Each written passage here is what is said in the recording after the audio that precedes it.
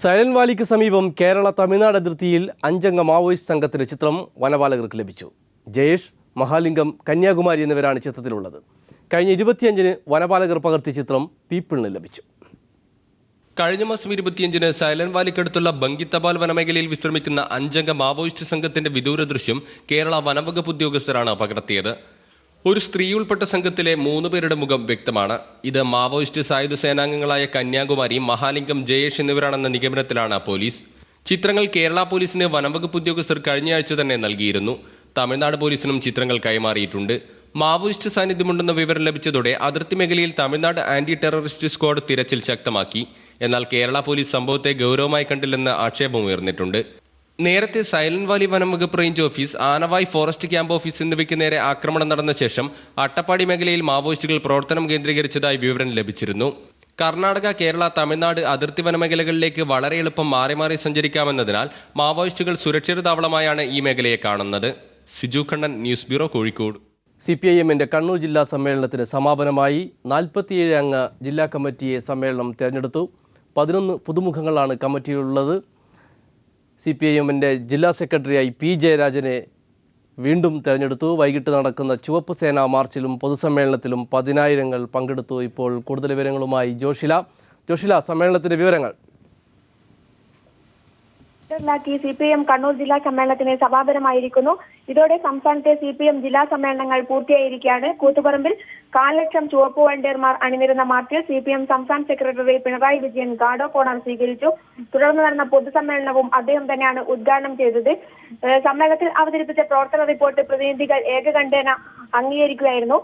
സമ്മേളനം തെരഞ്ഞെടുത്ത പുതിയ ജില്ലാ കമ്മിറ്റിയിൽ 47 അംഗങ്ങളാണുള്ളത്. ഇതിൽ 11 പേർ പുതുമുഖങ്ങളാണ്. ഏരിയ സെക്രട്ടറിമാരായ K. Dhananjayan, K. Govindan, K. Pavithran, Badi Ravi, NV Chandrababu എന്നിവർക്ക് പുറമെ ജനാധിപത്യ മഹിളാ അസോസിയേഷൻ കേന്ദ്ര കമ്മിറ്റി അംഗം N. സുകന്യ, DYFI നേതാക്കളായ ബിനോയ് കുര്യൻ, PP ദിവ്യ, ബിജു കണ്ടക്കൈ, P. സന്തോഷ്, KV സുമേഷ് എന്നിവരാണ് പുതുമുഖങ്ങളായി ജില്ലാ കമ്മിറ്റിയിൽ വന്നിരിക്കുന്നത്. സംസ്ഥാന കമ്മിറ്റി അംഗങ്ങളായ ജെയിംസ് മാത്യു, TV രാജേഷ് എന്നിവരും ആരോഗ്യ പ്രശ്നങ്ങളാൽ പുഞ്ചയിൽ Nanu, PV Krishnan, EP Karunakaran, K. Balakrishnan Nambiar, P. ബാലൻ, M. ജയലക്ഷ്മി, P. രാമചന്ദ്രൻ എന്നിവരും ജില്ലാ കമ്മിറ്റിയിൽ നിന്ന് ഒഴിവായിരിക്കുകയാണ്. അല്പസമയം മുമ്പാണ് CPIM പോളിറ്റ് ബ്യൂറോ അംഗം കോടിയേരി ബാലകൃഷ്ണൻ അടക്കമുള്ള CPIM നേതാക്കൾ പൊതുസമ്മേളനത്തിൽ പ്രസംഗിച്ചത്. P. ജയരാജനെയാണ് സമ്മേളനം ഇന്ന് ജില്ലാ സെക്രട്ടറിയായി വീണ്ടും തെരഞ്ഞെടുത്തത്. വിദ്യാർത്ഥി പ്രസ്ഥാനത്തിലൂടെ രാഷ്ട്രീയ രംഗത്തേക്ക് കടന്നു വന്ന P. ജയരാജൻ 1972-ലാണ് CPIM അംഗത്വം നേടിയത്. 1980 മുതൽ കൂത്തുപറമ്പ് ഏരിയ സെക്രട്ടറി, ജില്ലാ സെക്രട്ടേറിയറ്റ് അംഗം എന്നീ നിലകളിൽ പ്രവർത്തിച്ചു. 1998-ൽ പാലക്കാട് നടന്ന സംസ്ഥാന സമ്മേളനത്തിൽ സംസ്ഥാന കമ്മിറ്റി അംഗമായി. 2010 ഡിസംബർ 12 മുതൽ CPIM കണ്ണൂർ ജില്ലാ ആക്ടിംഗ് സെക്രട്ടറിയായ P. ജയരാജൻ 2011 ആഗസ്റ്റ് 16-ന് പയ്യന്നൂരിൽ നടന്ന ജില്ലാ സമ്മേളനത്തിൽ ജില്ലാ സെക്രട്ടറിയായി തെരഞ്ഞെടുക്കപ്പെടുകയായിരുന്നു. കഴിഞ്ഞ 3 വർഷക്കാലം കണ്ണൂർ ജില്ലയിലെ CPIM പ്രവർത്തകരും നേതാക്കളും UDF ഭരണത്തിന് കീഴിലും RSS ആക്രമണത്തിന് വിധേയമായും വേട്ടയാടപ്പെട്ട സാഹചര്യത്തിൽ പാർട്ടിയെ മുന്നോട്ട് നയിച്ച കരുത്തുമായാണ് P. ജയരാജൻ വീണ്ടും കണ്ണൂർ ജില്ലാ സെക്രട്ടറി ആവുന്നത്. മാത്രമല്ല 1999 ആഗസ്റ്റ് 25-ന് തിരുവോണനാളിൽ കുടുംബത്തോടൊപ്പം ഓണം ഉണ്ണാൻ എത്തിയപ്പോഴാണ് RSS സംഘം കിഴക്കേ കതിരൂരിലെ വീട്ടിലെത്തി ജയരാജനെ വെട്ടിനുറുക്കിയത്. തലനാരിഴയ്ക്ക് ജീവൻ രക്ഷപ്പെട്ട P. ജയരാജൻ ഇന്നും വലത്തെ കൈപ്പത്തിയുടെ സ്വാധീനവും ഇടതു തള്ളവിരലും ഇല്ലാതെ നഷ്ടപ്പെട്ട് കഴിയുകയാണ്. മാത്രമല്ല തളിപ്പറമ്പ് അരിയിലും. നന്ദി ജോഷില, നന്ദി. CPIM-ന്റെ കണ്ണൂർ ജില്ലാ സമ്മേളനം സമാപിച്ചു. P. ജയരാജൻ ജില്ലാ സെക്രട്ടറിയായി തുടരും. CPIM അടൂർ ഏരിയ കമ്മിറ്റി ഓഫീസിന് നേരെ ആക്രമണം. ആക്രമികൾ ഓഫീസ് തീവച്ചു. ആക്രമണം നടന്നത് പുലർച്ചെ 3 മണിയോടെയാണ്. ആക്രമണത്തിന് പിന്നിൽ RSS ആണെന്ന് CPIM Adoor area secretary Harshan ആരോപിച്ചു. രാവിലെ 3 മണിയോടെയാണ് CPIM അടൂർ ഏരിയ കമ്മിറ്റി ഓഫീസിൽ തീപടരുന്നത് പരിസരവാസികളുടെ ശ്രദ്ധയിൽപ്പെട്ടത്. തുടർന്ന് ഇവർ പോലീസിനെയും ഫയർഫോഴ്സിനെയും മുതിർന്ന പാർട്ടി നേതാക്കളെയും വിവരമറിയിക്കുകയായിരുന്നു. സംഭവം അറിഞ്ഞ് പാർട്ടി ഓഫീസിലെത്തിയ പാർട്ടി പ്രവർത്തകരും ഫയർഫോഴ്സും ചേർന്നാണ് തീയണച്ചത്. ഓഫീസിൻ്റെ മുൻവശത്തെ മുറിയിലുണ്ടായിരുന്ന TVയും TV സ്റ്റാൻഡും UPS-ഉം ഫർണിച്ചറുകളും കത്തിനശിച്ചു. കെട്ടിടത്തോട് ചേർന്നുണ്ടായിരുന്ന CPIM ജില്ലാ സമ്മേളനത്തിന് ഉപയോഗിച്ച സ്തൂപങ്ങളും കത്തിനശിച്ചു. ആസൂത്രിതമായ ആക്രമണമാണ് നടന്നതെന്നാണ് പോലീസ് നിഗമനം. മണ്ണെണ്ണയോ പെട്രോളോ ഉപയോഗിച്ചാണ് തീ കത്തിച്ചിരിക്കുന്നത്. കഴിഞ്ഞ വർഷം പാർത്ഥസാരഥി ക്ഷേത്രത്തിലെ ഉത്സവവുമായി ബന്ധപ്പെട്ട് CPIM RSS സംഘർഷത്തിൽ ഒരു CPIM പ്രവർത്തകൻ്റെ കാൽപാദത്തിന് വെട്ടേറ്റിരുന്നു. തുടർന്ന് മേഖലയിൽ സംഘർഷമുണ്ടായെങ്കിലും പിന്നീട് നേതാക്കൾ ഇടപെട്ട് പരിഹരിക്കുകയായിരുന്നു. ഇതിനിടയിലാണ് ഇപ്പോൾ വീണ്ടും പാർട്ടി ഓഫീസിന് നേരെ ആസൂത്രിതമായ ആക്രമണം നടന്നത്. 1 മണിയോടുകൂടി RSS ക്രിമിനലുകൾ സംഘം ചേർന്ന് പാർട്ടി ഓഫീസ് കത്തിക്കുകയാണ് ഉണ്ടായത്. ഈ നാടിൻ്റെ നാനാഭാഗങ്ങളിൽ RSSൻ്റെ ലേബലിൽ ഇത്തരം സാമൂഹ്യ വിരുദ്ധന്മാർ സാമൂഹ്യ വിരുദ്ധ പ്രവർത്തനങ്ങൾ നടത്തിക്കൊണ്ടിരിക്കുകയാണ്. ഇതിന് പോലീസിന് ശക്തമായ നടപടി സ്വീകരിക്കാത്തതുകൊണ്ടാണ് UDF ഭരണത്തിൽ മാത്രമാണ് ഇത്തരം സാമൂഹ്യ വിരുദ്ധന്മാർ അഴിഞ്ഞാടുന്നത്. അതിൻ്റെ പരിണത ഫലമാണ് ഈ ആഫീസ് കത്തിക്കാൻ ഈ സാമൂഹ്യ വിരുദ്ധന്മാർ തയ്യാറായത്. ഇത്തരം സാമൂഹ്യ വിരുദ്ധന്മാരെ നിലയ്ക്ക് നിർത്തുവാൻ ശക്തമായ പ്രതികരണം പാർട്ടിയുടെ ഭാഗത്തുനിന്നുണ്ടാവും. ആക്രമണത്തിൽ പ്രതിഷേധിച്ച് CPM പ്രവർത്തകർ അടൂരിൽ പ്രതിഷേധ യോഗവും പ്രകടനവും നടത്തി. സംഭവവുമായി ബന്ധപ്പെട്ട് അടൂർ പോലീസ് കേസെടുത്തിട്ടുണ്ട്. News bureau, Pathanamthitta. സെക്യൂരിറ്റി ജീവനക്കാരനെ കാറിടിച്ച് കൊലപ്പെടുത്താൻ ശ്രമിച്ച കേസിലെ പ്രതി മുഹമ്മദ് നിസാമിൻ്റെ തൃശ്ശൂരിലെ ശോഭ സിറ്റിയിലെ ഫ്ളാറ്റിൽ പോലീസ് റെയ്ഡ്. ADGP ശങ്കർ റെഡ്ഡിയുടെ നിർദ്ദേശത്തെ തുടർന്നാണ് റെയ്ഡ്. നിരവധി ആഡംബര കാറുകളുള്ള നിസാമിൻ്റെ സാമ്പത്തിക സ്രോതസ്സുകളെക്കുറിച്ചും കസ്റ്റംസ് അന്വേഷണം ആരംഭിച്ചു. യുവ വ്യവസായി മുഹമ്മദ് നിസാം താമസിക്കുന്ന തൃശൂർ ശോഭ സിറ്റിയിലെ 7ാം നിലയിലുള്ള ഫ്ളാറ്റിലും MG റോഡിലെ ഓഫീസിലുമാണ് പോലീസ് റെയ്ഡ് നടത്തിയത്. പേരമംഗലം CI ബിജുകുമാറിന്റെ നേതൃത്വത്തിലായിരുന്നു റെയ്ഡ്. ഇതേ ഫ്ളാറ്റിലേക്കുള്ള ഗേറ്റ് തുറക്കാൻ വൈകിയതിനായിരുന്നു സെക്യൂരിറ്റി ജീവനക്കാരനായ ചന്ദ്രബോസിനെ നിസാം മർദ്ദിച്ചും കാറിടിച്ചും കൊല്ലാൻ ശ്രമിച്ചത്. ചന്ദ്രബോസ് അത്യാസന്ന നിലയിൽ ആശുപത്രിയിൽ കഴിയുകയാണ്. നിരവധി ആഡംബര കാറുകൾ ഉള്ള നിസാബിന്റെ ഇടപാടുകളെക്കുറിച്ച് കസ്റ്റംസും അന്വേഷണം ആരംഭിച്ചിട്ടുണ്ട്. നിരവധി കേസുകളിൽ പ്രതിയായ മുഹമ്മദ് നിസാമിനെതിരെ കാപ്പ നിയമം ചുമത്തുമെന്ന് ADGP ശങ്കർ റെഡ്ഡിയും അറിയിച്ചിരുന്നു. കാപ്പ ചുമത്തുന്നത് സംബന്ധിച്ച് പരിശോധനയുടെ ഭാഗമായിട്ടാണ് നിസാമിന്റെ വീടും ഓഫീസും റെയ്ഡ് നടത്തിയത്. കർശന നടപടി സ്വീകരിക്കുമെന്ന് മുഖ്യമന്ത്രിയും അറിയിച്ചിട്ടുണ്ട്.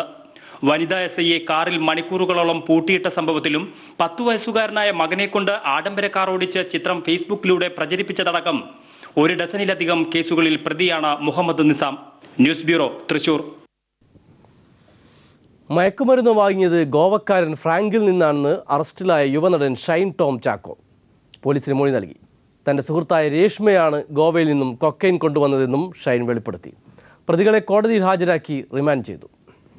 കടവന്ത്രയിലെ ഫ്ളാറ്റിൽ നിന്നും കൊക്കൈനുമായി പിടികൂടിയ യുവനടൻ ഷൈൻ ടോം ചാക്കോയെയും മറ്റ് പെൺകുട്ടികളെയും ചോദ്യം ചെയ്തതിൽ നിന്നാണ് കൊക്കൈൻ്റെ ഉറവിടം സംബന്ധിച്ച് പോലീസിന് സൂചന ലഭിച്ചത്. അറസ്റ്റിലായ 4 പെൺകുട്ടികളിൽ ഒരാളായ രേഷ്മയാണ് ഗോവയിൽ നിന്നും കൊക്കൈൻ കൊണ്ടുവന്നതെന്നായിരുന്നു ഷൈൻ മൊഴി നൽകിയത്. ഇക്കഴിഞ്ഞ പുതുവത്സര ദിനത്തിൽ ഗോവയിലായിരുന്ന രേഷ്മ അവിടെ വെച്ചാണ് ഗോവക്കാരൻ ഫ്രാങ്കിനെ പരിചയപ്പെട്ടത്. ഇയാളിൽ നിന്നും കൊക്കൈൻ വാങ്ങിയ രേഷ്മ കൊച്ചിയിൽ തിരിച്ചെത്തിയ ശേഷം സുഹൃത്തുക്കളെ വിവരമറിയിക്കുകയായിരുന്നു. ഫേസ്ബുക്ക്, വാട്സപ്പ് തുടങ്ങി ആധുനിക സംവിധാനങ്ങൾ വഴി വിവരങ്ങൾ കൈമാറിയതിനെ തുടർന്ന് ഷൈൻ ടോം ഉൾപ്പെടെയുള്ളവർ ഇവരുടെ സുഹൃത്തായ ബ്ലസ്സിയുടെ കടവന്ത്രയിലുള്ള വാടക ഫ്ളാറ്റിൽ ഒത്തുകൂടുകയായിരുന്നു.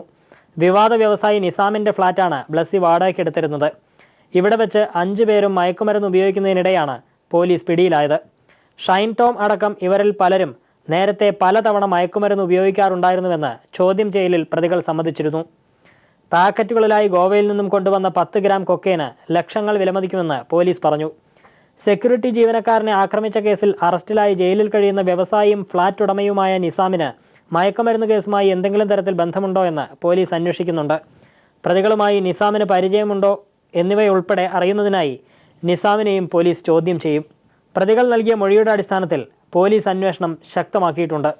News bureau, Kochi. പാറ്റൂർ ഭൂമിയിടപാടുമായി ബന്ധപ്പെട്ട് മുഖ്യമന്ത്രിയുടെ തീരുമാനം നടപ്പാക്കുക മാത്രമാണ് ചെയ്തതെന്ന് മുൻ chief secretary EK Bharat Bhushan. താൻ ക്രമവിരുദ്ധമായി ഒന്നും ചെയ്തിട്ടില്ല. ഇക്കാര്യത്തിൽ ഉത്തരവിട്ടത് മുഖ്യമന്ത്രിയാണെന്നും ഭരത് ഭൂഷൺ വെളിപ്പെടുത്തി. അതേസമയം ജിജി തോംസൺ ചീഫ് സെക്രട്ടറിയായി ചുമതലയേറ്റു.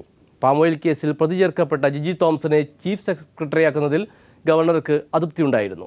കേരളം വിവാദങ്ങളുടെ നാടാണെന്ന് ജിജി തോംസൺ പറഞ്ഞു.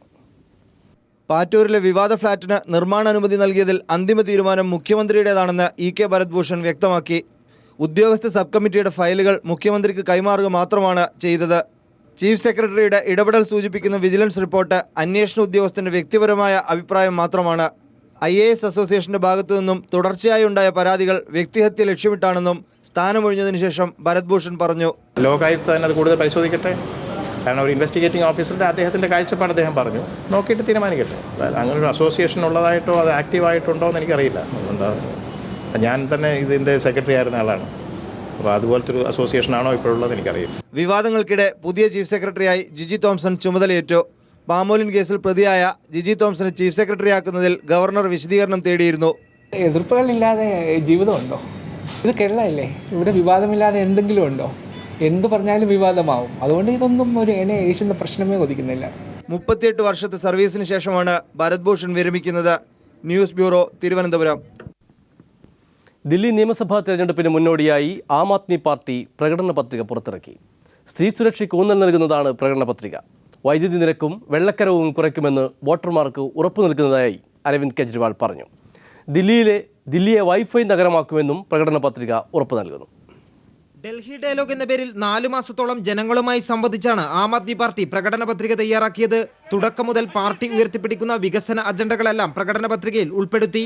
അഴിമതി തടയുന്നതിനായുള്ള നിരവധി നടപടികൾക്കൊപ്പം തന്നെ എല്ലാ വിഭാഗങ്ങൾക്കും പരിഗണന നൽകുന്ന ക്ഷേമ പദ്ധതികളും പാർട്ടി വാഗ്ദാനം ചെയ്യുന്നു. 5 വർഷത്തിനുള്ളിൽ എല്ലാവർക്കും വീട്, പകുതി നിരക്കിൽ വൈദ്യുതി, ദിനംപ്രതി 700 ലിറ്റർ സൗജന്യ ശുദ്ധജലം തുടങ്ങിയവയാണ് പ്രധാന വാഗ്ദാനങ്ങൾ. നഗരം മുഴുവൻ സൗജന്യ വൈഫൈ, എല്ലാവർക്കും ജോലി തുടങ്ങി യുവജനങ്ങൾക്കായി നിരവധി പദ്ധതികൾ കൊണ്ടുവരുമെന്നും പാർട്ടി നേതാവ് അരവിന്ദ് കെജ്രിവാൾ പറഞ്ഞു. युवाओं की उच्च शिक्षा, युवाओं के लिए फ्री वाईफाई, युवाओं के लिए नौकरियां, युवाओं के लिए कारोबार, इस मैनिफेस्टो में उसका पूरा खाका तैयार किया गया है. നഗരത്തിൽ 15 ലക്ഷം CCTV ക്യാമറകൾ, ഓരോ ബസ്സിലും സെക്യൂരിറ്റി ഗാർഡ്, മൊബൈൽ ബട്ടൺ അമർത്തിയാൽ പോലീസ് സഹായം ലഭിക്കുന്ന സംവിധാനം തുടങ്ങിയവയാണ് സ്ത്രീ സുരക്ഷയ്ക്കായുള്ള നടപടികൾ. 12ാം ക്ലാസ് വരെ സൗജന്യ വിദ്യാഭ്യാസം, സർക്കാർ ഗ്യാരണ്ടിയിൽ വിദ്യാഭ്യാസ വായ്പ, 20 പുതിയ കോളേജുകൾ തുടങ്ങിയവ വിദ്യാർത്ഥികൾക്കായി ആം ആദ്മി പാർട്ടി വാഗ്ദാനം ചെയ്യുന്നു. ലോക്സഭാ തെരഞ്ഞെടുപ്പിൽ നൽകിയ വാഗ്ദാനങ്ങൾ പാലിക്കാൻ കഴിയാത്തതുകൊണ്ടാണ് BJP പ്രകടന പത്രിക ഇറക്കാത്തതെന്ന് അരവിന്ദ് കെജ്രിവാൾ കുറ്റപ്പെടുത്തി. എല്ലാ വിഭാഗങ്ങളെയും ഒരുപോലെ തൃപ്തിപ്പെടുത്തുന്നതാണ് ആം ആദ്മി പാർട്ടിയുടെ പ്രകടന പത്രിക. ജനപ്രിയ വാഗ്ദാനങ്ങൾക്കൊപ്പം തന്നെ ദില്ലിക്ക് പൂർണ്ണ സംസ്ഥാന പദവി എന്നതിന് ഊന്നൽ നൽകി BJPയെ സമ്മർദ്ദത്തിലാക്കാനും ആം ആദ്മി പാർട്ടി ശ്രമിക്കുന്നു. ദില്ലിയിൽ നിന്നും ക്യാമറാമാൻ ശൈലേഷ് കല്ലായിക്കൊപ്പം M. സന്തോഷ്.